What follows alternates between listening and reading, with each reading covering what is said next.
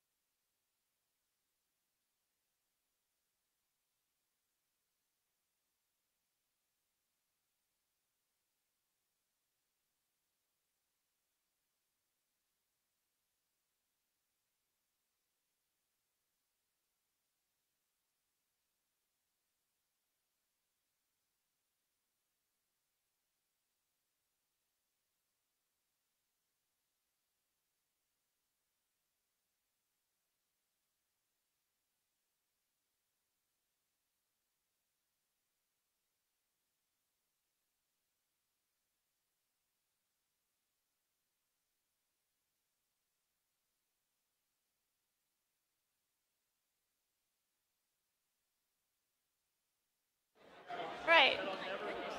Give it to him again. Yeah. I'd like to call the meeting to order, please. All right, I'd like to call the meeting to order at 7:12. If I can please ask everyone to rise and recognize the Burlington Police Department Honor Guard.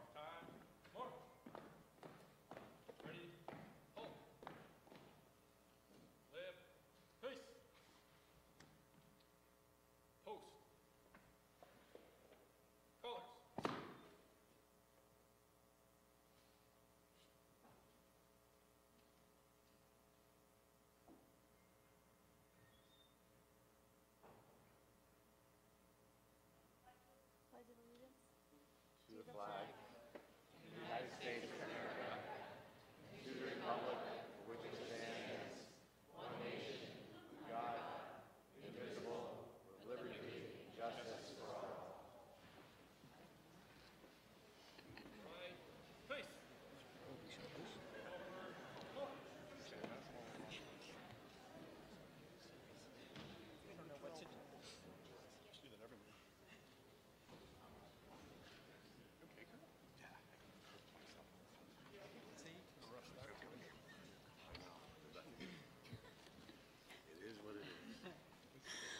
Okay, thank you, everyone. So the first item on the agenda will be the agenda. May I have a motion? Move approval of the agenda. Thank you. May I have a second? Second. Thank you. All in favor? Aye. Opposed?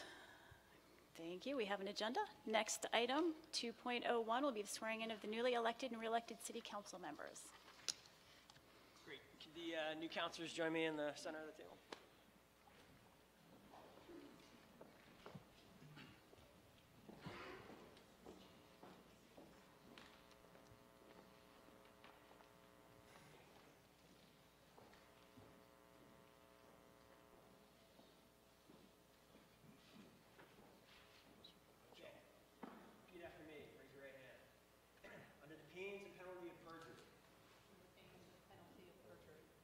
Solemnly swear and affirm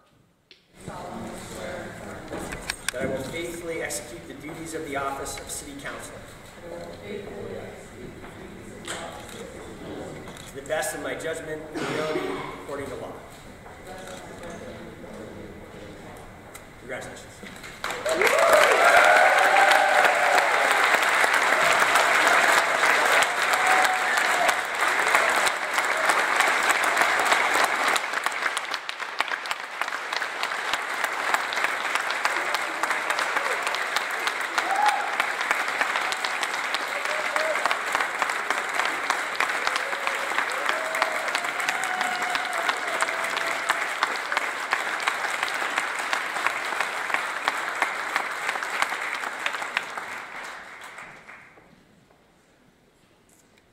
Move on to 301, the State of the City Address. Mayor Weinberger. All right, thank you to our CAO and acting president for a few minutes. Beth Anderson, thank you for your service to the city tonight and throughout the year. Good evening and welcome to Contoy's Auditorium. Thank you all for joining us and being part of this annual celebration of municipal reflection and renewal. I want to congratulate and welcome again our newly elected and newly sworn in city councilors, Perry Freeman, Jack Hansen, and Franklin Paolino to their first Organization Day meeting. Welcome.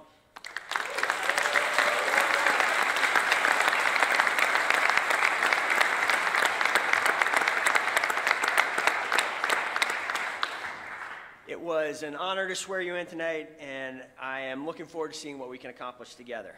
I also want to say welcome back to the 9 returning city councilors. I'm looking forward to another year together. I want to have stand and recognize our great department head team. Could you guys all stand up?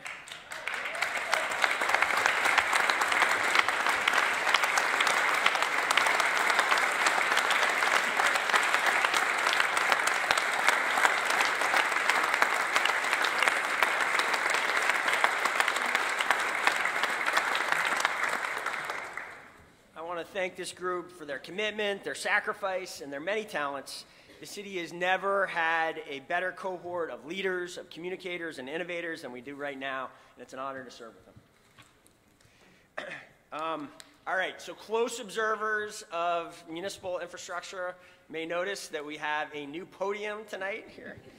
This is an exciting moment in the mayor's office. For years, we worked with a music stand for our podiums. It actually achieved a certain degree of fame. 7 Days reported on the music stand once. It appeared in a Paul Hines campaign finance report, sorry. But it broke about a couple years ago, and we've been looking to replace it since. And we finally, today, this is the first time we are using this new podium. It was built by a Burlington High School student, Ali Hussein, who's here at the back of the room, working with Elliot Katz.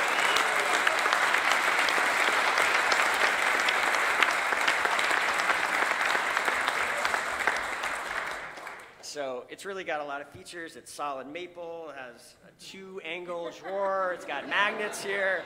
Ali did this working with Elliot Katz, who is a teacher at Generator, and I do think on a serious note, it is such a resource that we have here in this community to have Generator as a makerspace that has been serving the youth of this community and turning out innovators and new companies. It's very fitting, I think, to have the mayor's office podium come from Generator. So thank you for doing this tonight. I appreciate it.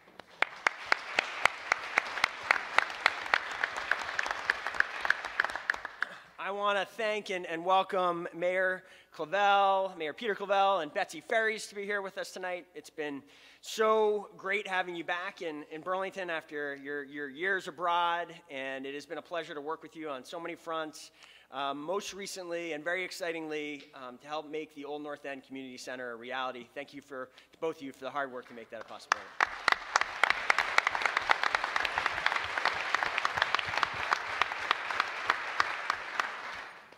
And I am fortunate to have 3 generations of my family here with us tonight. Michael and Ethel, who came up from Heartland, Vermont here today, are here in the front row. My girls, Ada and Lee Lynn, are up in the balcony.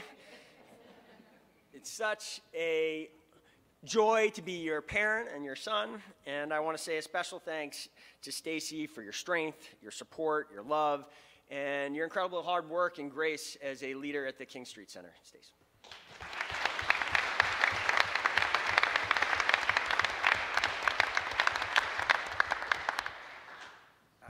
finally, I want to acknowledge someone who can't be with us here tonight. Last month, we lost a mayor. We lost Mayor Frank Kane. Mayor Kane lived a full and accomplished life and contributed a great deal to modern Burlington during his 6 years in office from 1965 to 1971. And then when he returned to private life and returned up to Mansfield Avenue and raised 10 children there on the avenue. One of the privileges of this job for the last 7 years has been the opportunity to get to know Mayor Kane and his wife, and they attended every one of these State of the City addresses since I've been in this office, and so they are on my mind tonight. We remember Mayor Kane's life here tonight, and we miss him. I want to begin tonight by reflecting on some of the events and achievements of the past year and what it took to make them possible. It's no secret that this has been another tough winter on our roads, so I'm going to start tonight with the same great news that I opened last year. Once again, happily, the asphalt plants are about to open for the season, and we'll be able to bring a permanent fix to those potholes. Until the plants open, we rely on the muscle and the hustle of the Department of Public Works street maintenance and fleet maintenance teams to keep the roads in shape and to keep our trucks and plows running. And this year, that team worked extra shifts on more than 60 days to clear snow and ice from our roads and sidewalks. And in the last weeks, they've been applying literally tons of cold patch and hot mix to potholes by hand to get us through until the paving season begins. And we are fortunate to have some members of that team here with us tonight. You know, Lee and Rob stand, and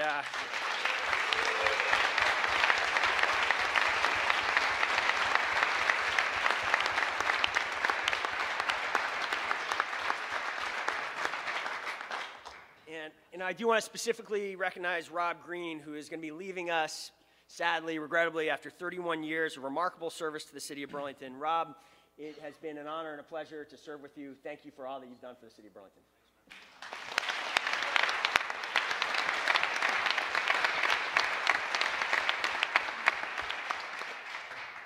So fortunately, thanks to the Burlington voters' support of the landmark Sustainable Infrastructure Plan in 2016, we have the resources to rebound from a winter like this one and reinvest in our public infrastructure. By the end of this coming construction season, we will have repaved 17 miles of roads over the last 3 years, which is approximately double the typical 3-year period. We will have rehabilitated nearly 9 miles of sidewalks, which is triple the amount of sidewalk work in a typical period. We will have relined and replaced nearly 8 miles of water lines for the first time in generations, and we will have created 3 miles of bike lanes, 4.5 miles of bike ways, and rebuilt 7 of the 8 miles of our waterfront bike path.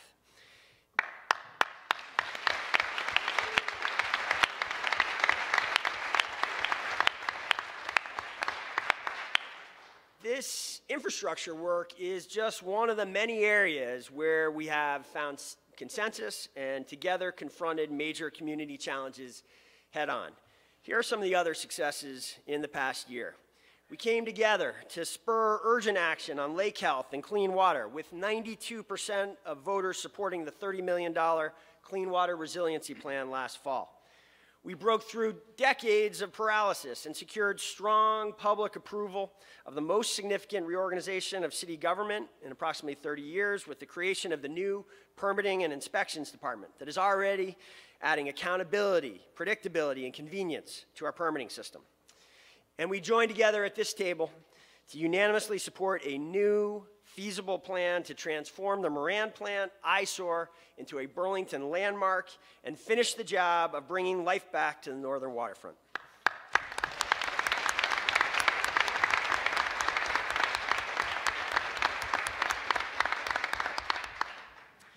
And a lot more too. It was a good year. We had a good year on many fronts. Our unassigned fund balance grew by another 15% in our last audit. The airport had a record-breaking year, serving by far the most passengers it's seen since the Great Recession.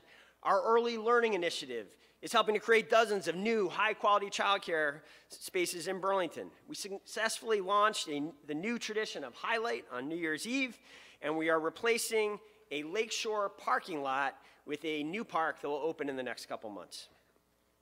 As a result of these local successes and more, and because of the industriousness, innovation, and compassion of our residents, I am proud to report that the state of our city is very strong, and for the 7th year in a row, stronger than it was 1 year ago.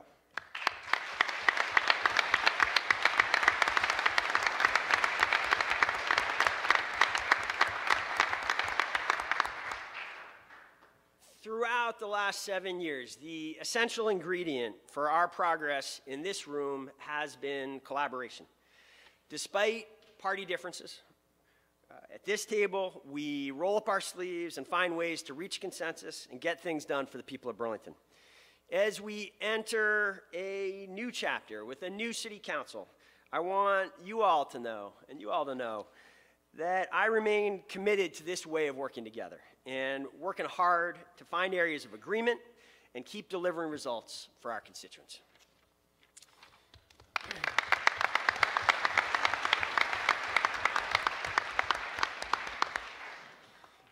Before leaving the topic of collaboration, I'd like to take a moment to talk about the opioid crisis and our efforts to fight it. For the last 2.5 years, Chief Brandon Del Pozo and I have led Community Stat, an effort of regional collaboration, coordination, and innovation that may have no parallel in the country. Through this effort, we have worked with dozens of partners, some of whom are here with us in the room tonight. I did see our state's attorney, Sarah George, here earlier. Thank you, Sarah, for being here. We've worked with dozens of partners to implement a robust constellation of interventions, and we have begun to see results. In the last year, opioid-related overdose fatalities in Chittenden County dropped by 50%. Now,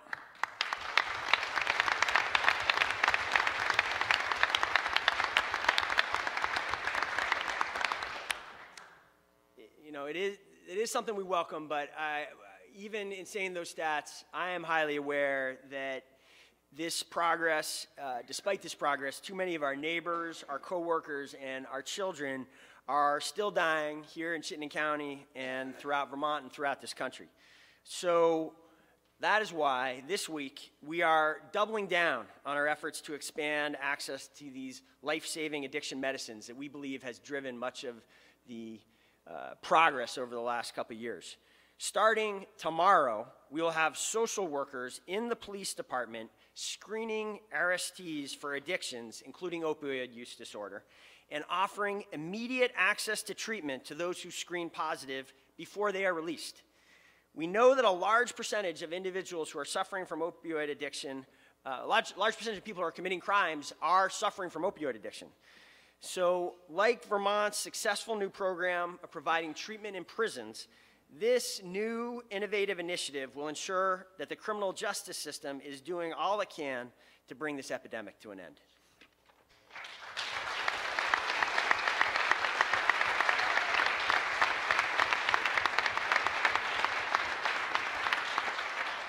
Now, since we're in the middle of the legislative session, I feel like I have to say one more thing about opioids, and that's this. The state of Vermont, it's time for the state of Vermont to also fully embrace the life-saving potential of addiction medicines and to do everything it can to destigmatize and ease access to them. The public health science is very clear. The use of the addiction medicine buprenorphine saves lives, whether that use has been prescribed or not. So when we're living at a time when thousands of Vermonters who need treatment are still not getting it, are still not ready to go into a clinical setting to get treatment, the state should stop prosecuting small amounts of buprenorphine possession, just like we did here in this city 18 months ago. I urge the legislature to make Burlington's policy the law of the land by passing H-162 now.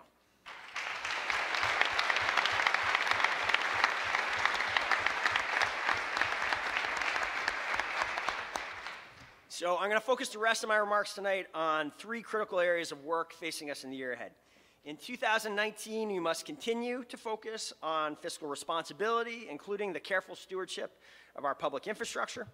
We must make progress towards our ambitious climate goals, and we must redouble our efforts to end the housing crisis that, until recently, had been worsening for a long time. I'm going to start with a focus on fiscal responsibility and stewardship of our public assets because This is the foundation upon which all of our other progress is built. It is only as a result of our work to decisively resolve the financial crisis of 2012 that we've been able to make investments like improving public safety by adding new firefighters and police officers, make additional investments in our most vulnerable infants and toddlers, and expand our youth programming at the library. The 4 credit rating upgrades that we've earned since 2012 aren't just gold stars. Our improved financial standing is keeping millions of dollars here in Burlington that otherwise would be sent to Wall Street in the form of bond interest payments. Last month, our clerk treasurer's office published a report that estimates that since our upgrades began in 2014, our improved credit ratings have locked in total interest savings for Burlington taxpayers and ratepayers that now total more than $15 million. And, as significant as that figure is, these savings are going to expand dramatically in the next few years as we take on new debt to make historic investments in the high school, in our water systems, and in other vital public infrastructure. We've also made progress in stabilizing our pension system by cutting millions of dollars of wasteful management fees, negotiating new cost-sharing agreements with all 4 public employee unions, and improving our investment strategies. We have achieved millions of dollars of savings for taxpayers and changed the trajectory of our system. However, we have one substantial reform that we still have to implement, and that's this. To fully return the Burlington employee retirement system to stable ground and avoid painful crises in the future, we need to follow the lead of most public funds around the country and lower our assumed rate of investment return. I urge the BRRS board, some of who are here tonight, to reduce our assumed rate of return from 8% to 7.5% in the coming fiscal year, and then to phase in reductions of, over the next couple of years to get us down to approximately 7.1%, which is the figure that has been recommended by our financial professionals and which is back in the mean of other public investment plans. But, while we continue to plant and nurture these seeds of future financial progress, we are also happily now in position to harvest the fruit of our past work. By finishing the challenging job of saving Burlington Telecom last month, thankfully not last night, we not only ensured that Burlingtonians will have high-speed internet choice for the foreseeable future, we also earned back $7 million for our taxpayers that many thought was lost and gone forever.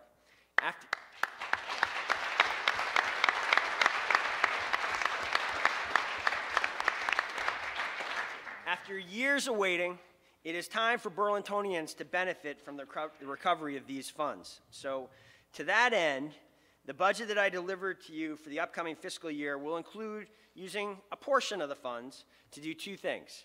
1, to eliminate the property tax increase plan for next year, making good on our commitment to voters to use only the new tax authority that they granted us in March if we needed it. And 2, to replace our nearly obsolete fleet of sidewalk plows.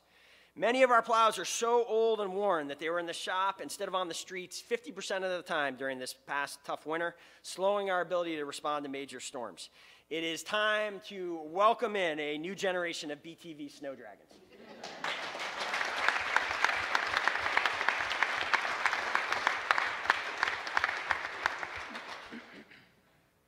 Our second major area of focus will be on the great challenge of our time, fighting climate change. Cities can and must be centers of innovation that show the world that decarbonizing our society is possible and that we can thrive while doing so. While Burlington already has an impressive track record on this front, it is time for us to make even more progress.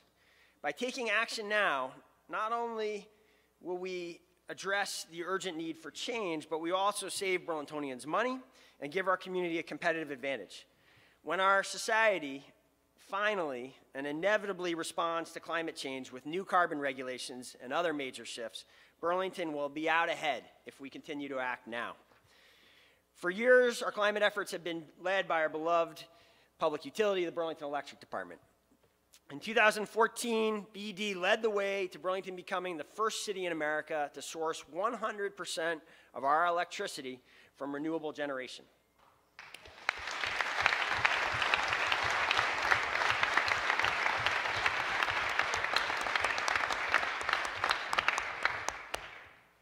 we didn't stop there. So, for example, with my strong support throughout the last 7 years, BD has invested in as much local solar generation as possible, and we now have 16 times the amount of solar capacity as we did at the end of 2011. Throughout this decade of progress, BD has held rates steady. There's been no increase.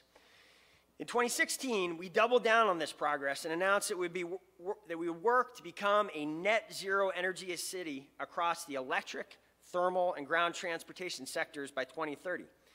This is perhaps the most ambitious climate goal of any city or government agency in America, and we're serious about achieving it.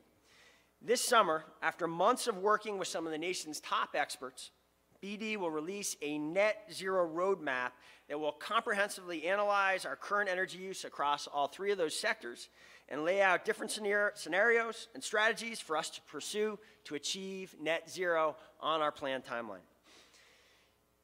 Even as we plan future initiatives, 2019 will also be a year of action on climate change. This is especially true when it comes to ground transportation, which has been the sector that continues to be our biggest emissions challenge.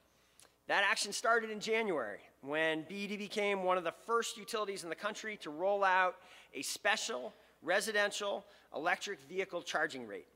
This means that BD customers can now recharge their vehicles off-peak for the equivalent of 60 cents per gallon of gas. You know, think about that. The equivalent of pulling up at the pump and paying just 60 cents per gallon. Tonight, and you can do it in your backyard, in your driveway. Tonight, I am happy to announce another effort to incentivize electrification of our vehicle fleet. BD is doubling its incentive for plug-in hybrid purchases or leases from $600 in 2018 to $1,200, the best plug-in hybrid rebate offered by any utility in the state. There's more to come. In the fall of this year, Green Mountain Transit will add 2 new electric buses to its fleet with the support and incentives from BED. However, we're not going to get to net zero simply by electrifying today's vehicles. We also need our transportation infrastructure to be updated to better accommodate different modes of travel. In recent years, we've made some progress on this front. We have begun to implement the Walk Bike Master Plan. We start 2019 as a result of some of that work with dedicated bike lanes on 2 of our 6 major roadways into downtown Burlington, and the Champlain Parkway will soon improve bike infrastructure on Pine Street as well. In the near future, we have a chance to make further progress on North Winooski Avenue and Main Street. Only when we have a true network of continuous and interconnected bike lanes will we see our transportation patterns shift in the direction that we need. I look forward to working with this council and the public to create that network. One reason the bike lanes are so important is that in the future, Burlingtonians will have additional options for getting around our city that will benefit from this alternative transportation infrastructure. In recent years, Segways, e-bikes, and shared bikes have begun appearing on our streets, and it's clear that soon the micromobility movement will include e-scooters and more. These smaller vehicles offer the promise of reduced car trips, transportation electrification, linkages to our bus lines, and reduced costs for low-income residents. Let's work hard to learn from the many e-scooter pilots that already took place around the country in 2018 and find a way to break through the concerns and explore this new form of transportation in Burlington this year.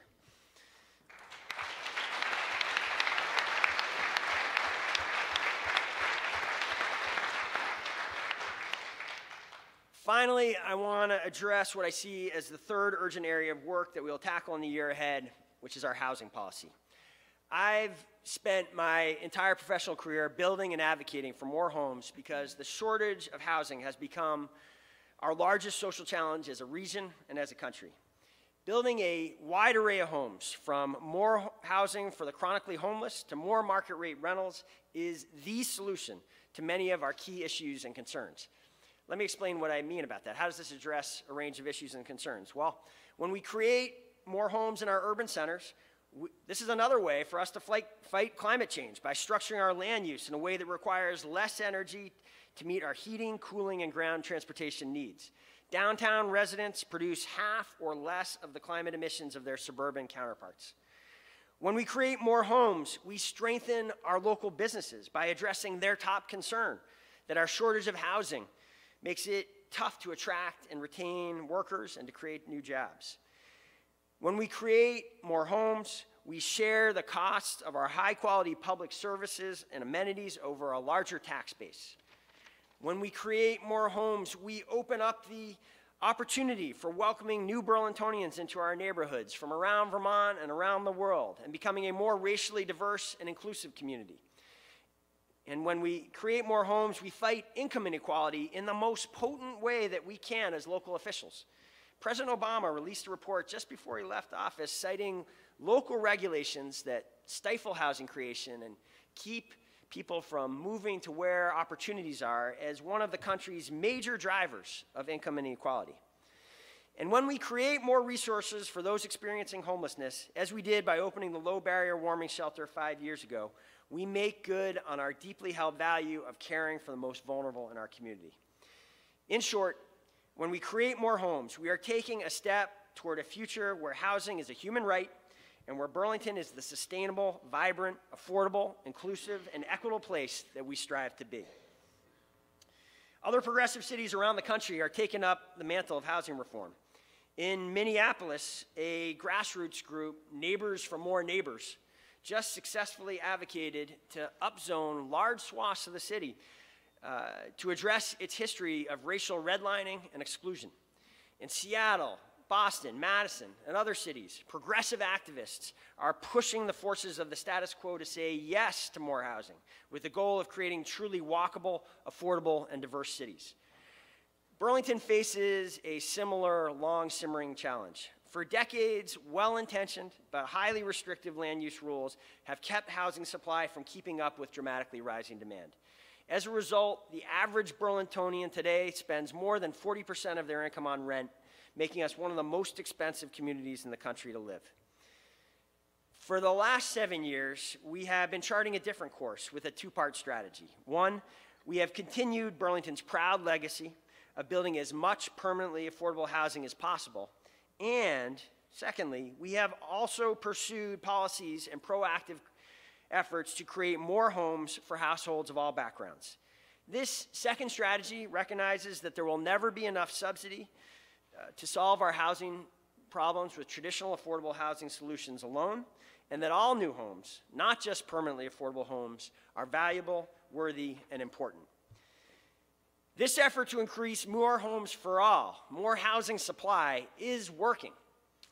There has been anecdotal evidence of this for a while, including last spring when 7 Days reported that the 300 new beds in Champlain College's 194 St. Paul Street building were, quote, spurring competition to fill student rentals that once practically leased themselves. In response, some landlords are cutting rents, others are waiving deposits.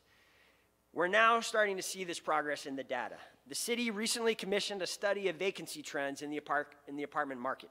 We studied vacancy rates because very low vacancy rates drive rent increases and often other problems like poor maintenance for tenants in the city.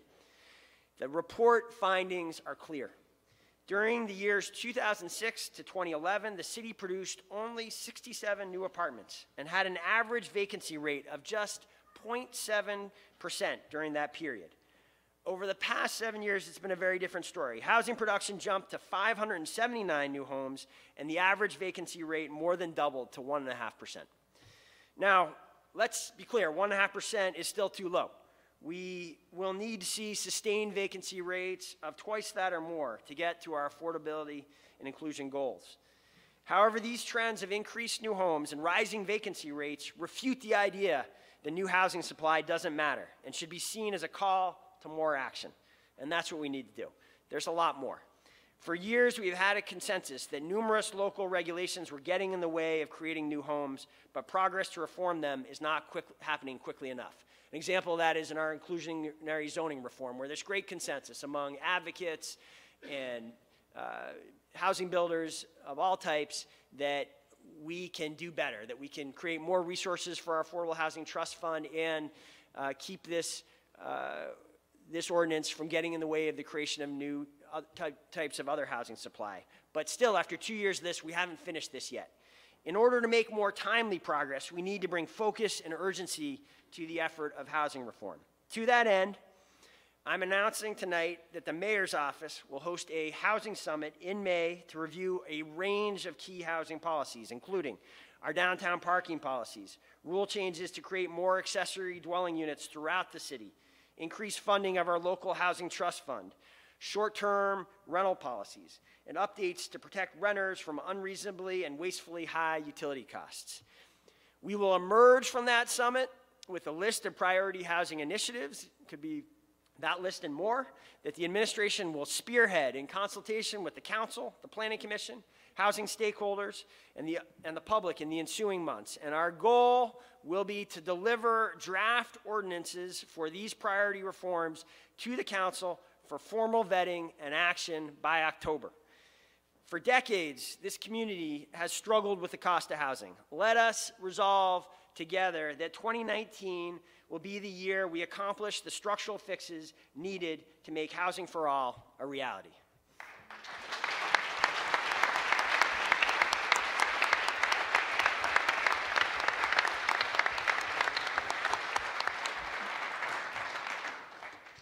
For more than 150 years since our founding, Burlington has strived to be Vermont's city of opportunity, the place in this great state where anyone, no matter their race or their place of birth, their income or their gender, can thrive.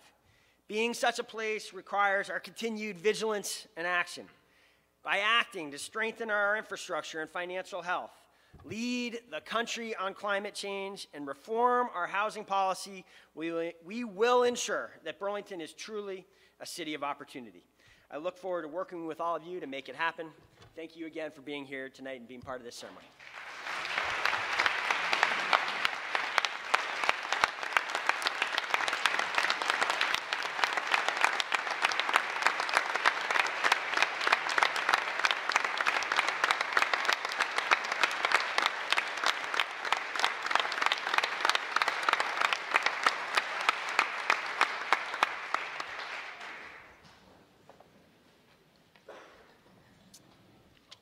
Thank you, Mayor Weinberger. Now I'd like to open the floor to public forum, item 302 on our agenda. Do we have any sign-ups?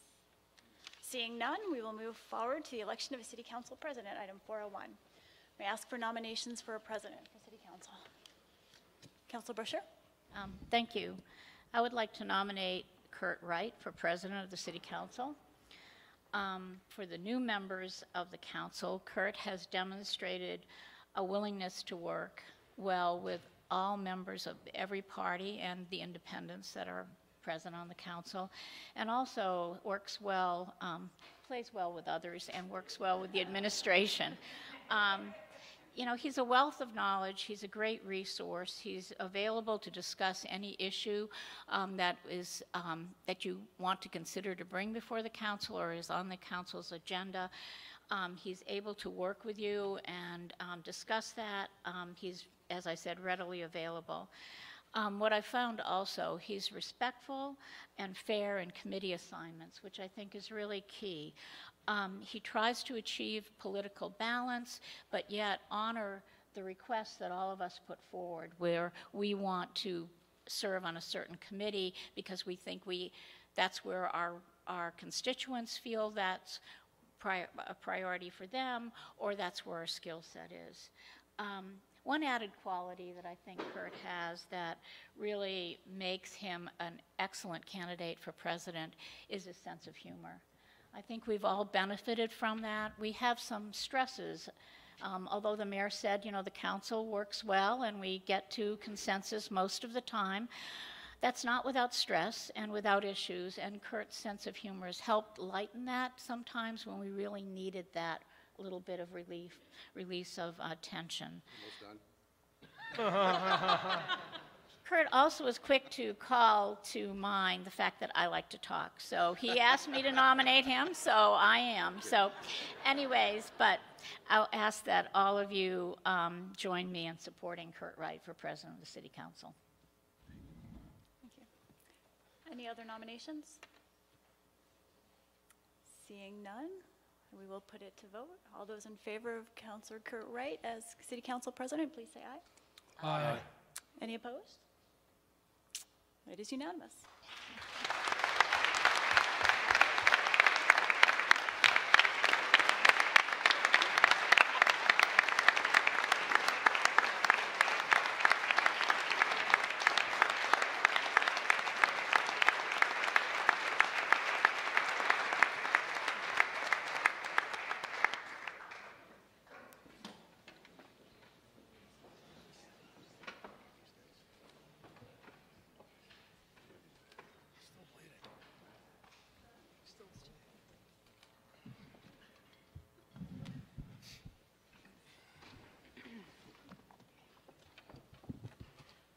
All right, let's get to work. I want to thank the council for your confidence in electing me to another term. I look forward to working together with all of you and with the mayor to make our great city an even greater city over the next year. I would like to just indulge me for just 1 second. I want to give a shout out to some city councilors that are here. We have Karina Driscoll in the back of the room. Karina, Mike Monty, former city councilor way back in the day. Former President Bill Keogh, and recently departed Dave Hartnett.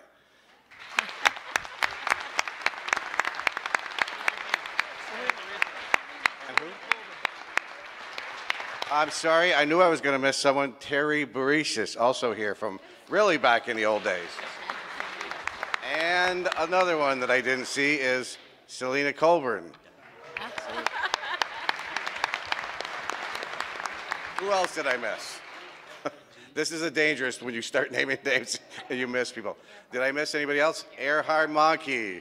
Erhard Monkey. Gene Bergman. Can anybody stand up if you were not a former city councilor? Okay, I think I got them all now. We also have some school commissioners, and I tell you, I can't see out, so just congratulate. School commissioners, we thank you for your service. Any school commissioners that's here, any commissioner that's serving us, we appreciate all your service. And of course, as I said, every city councilor that's spent all of your time serving this city, we really appreciate that. So thank you very much. And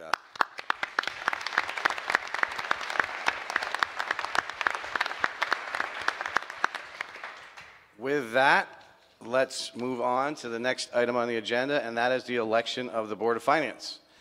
Is there a nomination?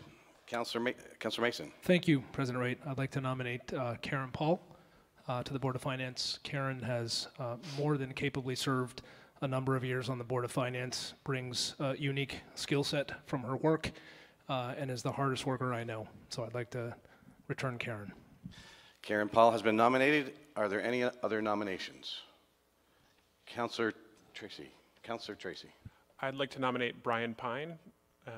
Brian has been a steadfast advocate for the city of Burlington for years, having served the city for well over a decade, working in CEDO, and has transitioned gracefully back into a role as a city councilor.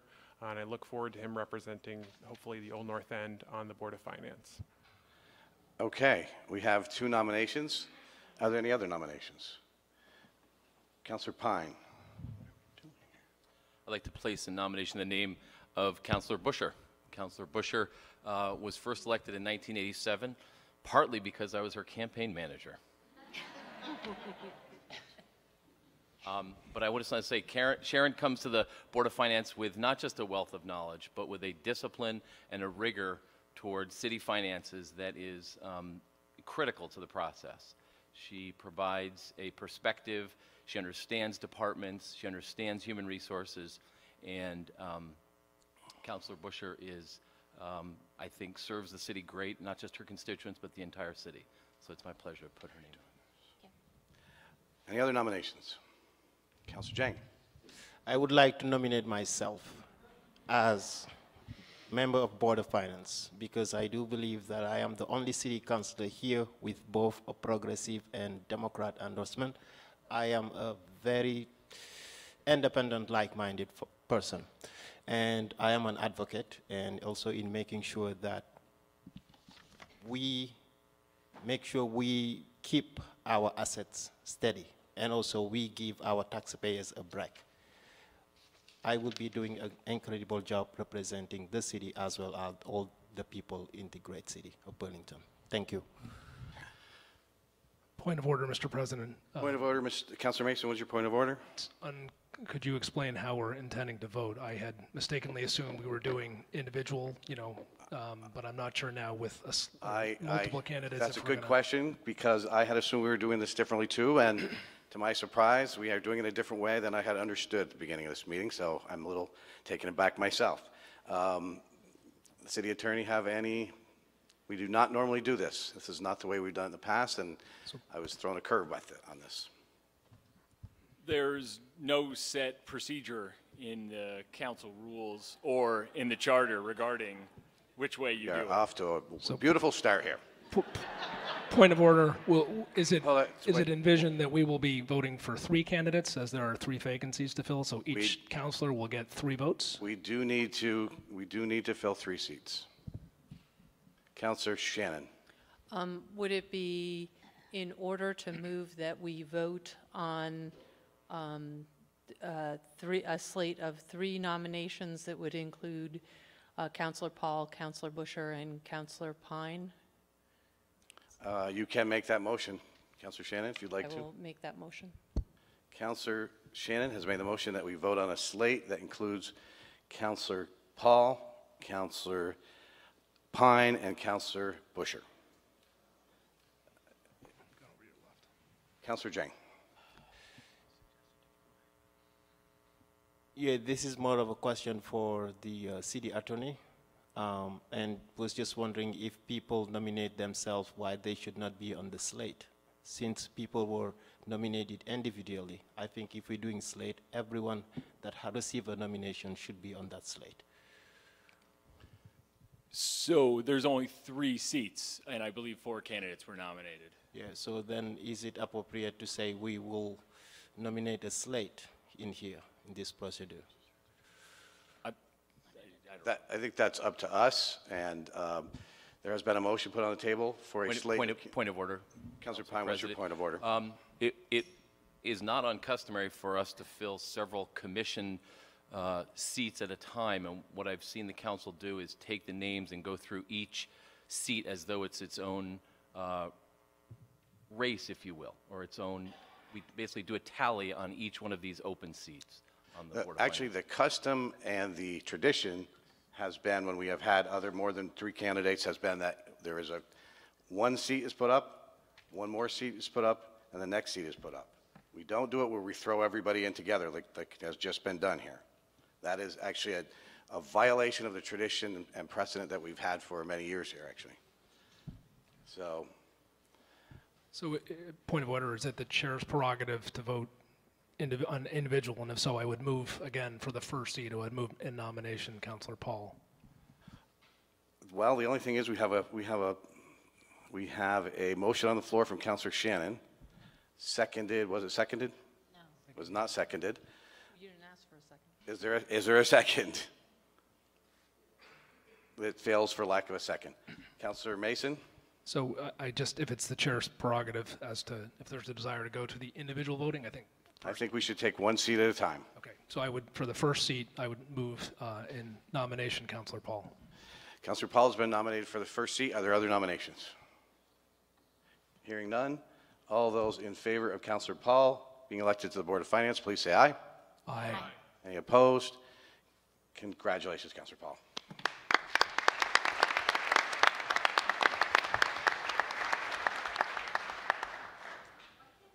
Is there a nomination for the second seat? Councilor Shannon. I would nominate Councilor Pine. Councilor Pine has been nominated. Are there other nominations for the second seat for the Board of Finance? Councilor Jang. I would like to nominate myself as member of the Board of Finance. Councilor Jang has nominated himself. Are there other nominations? Hearing none, all those in favor of Councilor Pine, please raise your hand. Councilor Jang. Councilor Pine is nominated for the Board of Finance. Congratulations, Councilor Pine.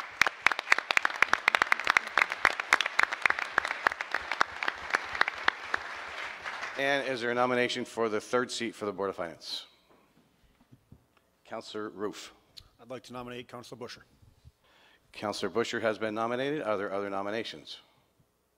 Councilor Jang. I would like to nominate myself as member of Board of Finance. Councilor Jang's name is in nomination. Are there other nominations for this final seat? Seeing none, all those in favor of Councilor Busher, please say aye, or raise your hands, actually. And all those in favor of Councilor Jang. Councilor Busher is elected to the Board of Finance. Congratulations.